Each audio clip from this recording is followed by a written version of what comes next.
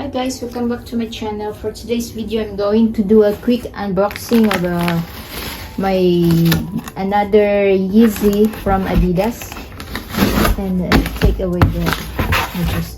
So this one is the big box when they send me the shoes, and this shoes is the 700 Yeezy 700.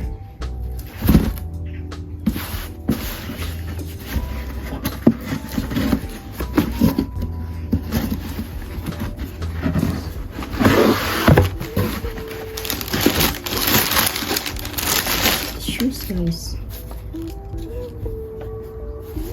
This one is size 38. So it looks like this. There is no more opening, or there's no shoelace, and there is only that black thick thing that replaced it.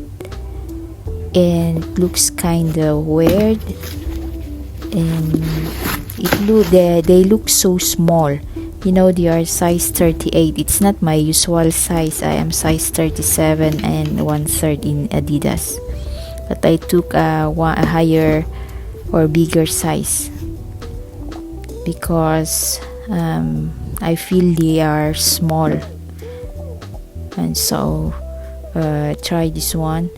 And voila, they look like that. Very cute and cool. So that will be all for today. Thank you for watching.